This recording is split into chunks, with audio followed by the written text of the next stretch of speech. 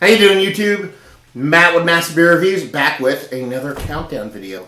End of the year stuff, banging out all my favorite best of reviewed beers this year. Did a bunch of barrel stouts and old ales and IPAs and everything. Covered a bunch of styles, but this one's going to be a little bit different. This one's going to be my best bang for the buck list of beers. It's going to be a 10 spot. So we're going to do top 10 bang for the buck beers this year. This is not the best beers I reviewed this year, even though some of them are absolutely fucking fantastic.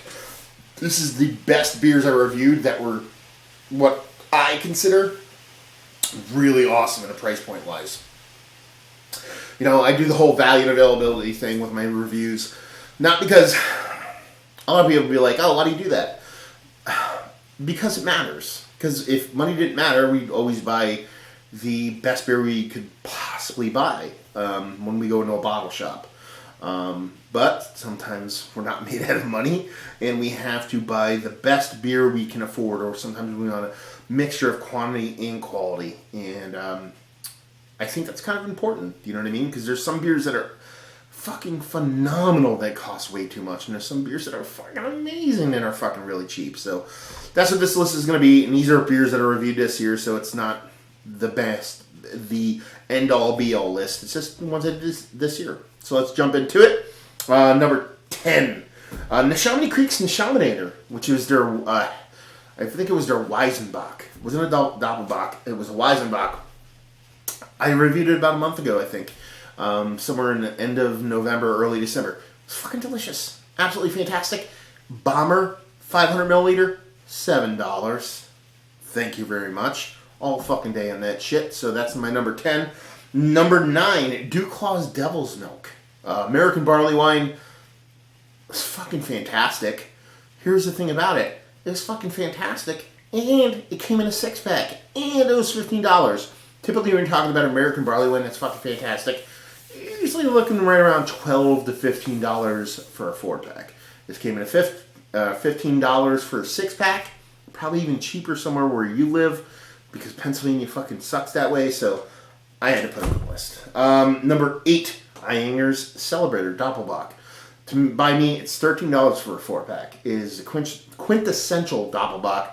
It ages awesome, and it's only $13 for a 4-pack. For me, all fucking day with that shit. So that's number 8. Number 7, AleSmith's Wee Heavy. $7.50 format, but right around $11 for $7.50 of a absolutely top-notch, if not one of my favorite Wee Heavies. It's fucking delicious. If you like Scotch ale, Wee Heavy ales, if you like old ales, stuff like that, and you've never had it before, you owe it to yourself to give it a whirl. Number 6, Sierra Nevada's Narwhal. $12, 4-pack, top-notch Imperial Stout. It made my best, or I think it made my honorable mentions of my Imperial Stout list.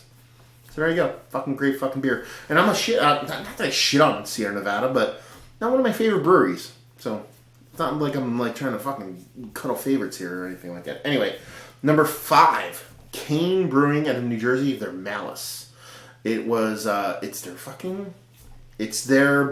Belgian, how do they phrase it? I probably have it floating around here somewhere, so I should probably fucking grab it off the wall. If I can see it anywhere, I don't. So I'm just going to have to go from memory and just say it is a Belgian ale skewing towards, I wouldn't call it Belgian Strong Dark. It's more of like a double-ish kind of quadish kind of ale, but they replaced the Belgian candy sugar reduced apple cider. Absolutely fantastic beer. I think it's like 11 or 12 bucks for $7.50. Fuck that noise. All day with that shit. If you can get it, pick it up. Absolutely fantastic beer. I did last year's review this year. I have a bottle of this year's waiting in my fridge. Haven't reviewed it yet, so it might be next year's list because it's that fucking good. Let's see. Number 4, DuClaw's Hell on Wood. You're basically taking, I believe, the Devil's Milk. I could be wrong. I know you're taking one of their barley wines and you're oak aging it, and then you're taking it and you're throwing it into a 6-pack and you're charging $15-16 for it. So you're talking about a bourbon barrel aged, or bourbon barrel aged. Could be wrong in either. Well, I know it's barrel aged, but not sure which one, so don't fucking kill me for it. Beer. in a 6-pack, format, which is just bonkers by itself. And you're charging fucking $15, give or take, for it. That's just fucking criminal. So, yeah, that's fucking awesome. So, yeah, pick that shit up because it's delicious. Dew Claw is up there with a couple breweries when their price point is fucking top notch.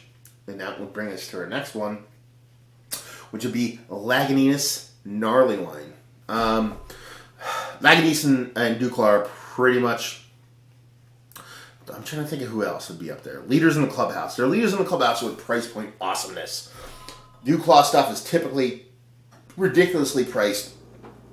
And the fact that you're like, oh my god, this is priced really well. I'm not sure why they charge this little.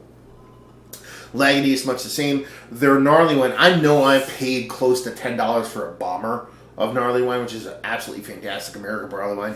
When I say American, it's about as loosely verbaged American as you can go. It's very hop forward, but it's not super hop forward.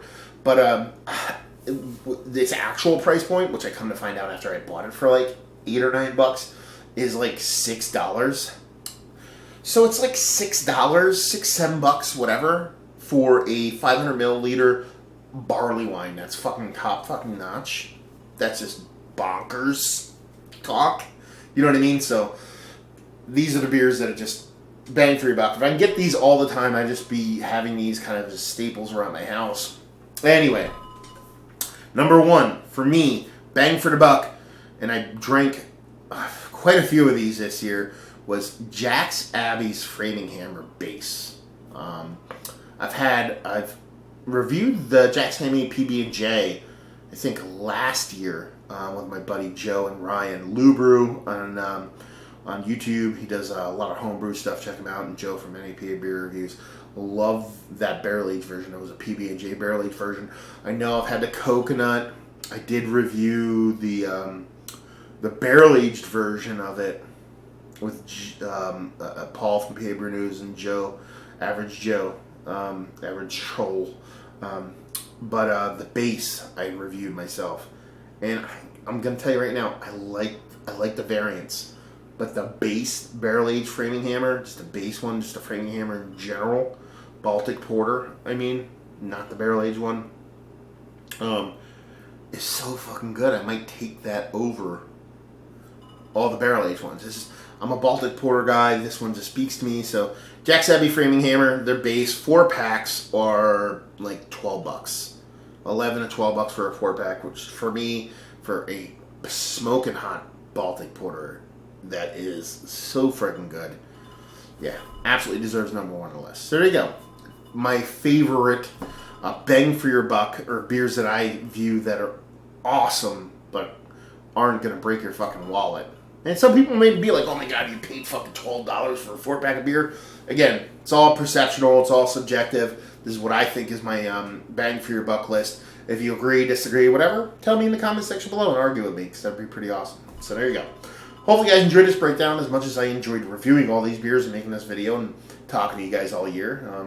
And hopefully you enjoy many more. If you want to see these reviews, search for it up there. Just type in the name of the beer and then Massive Beers. And yeah, just awesome fucking year of beer. So hopefully you guys enjoyed watching my reviews as much as I like making them. Hopefully you're enjoying some of these beers I have on this list. And hope to see you next time. Cheers.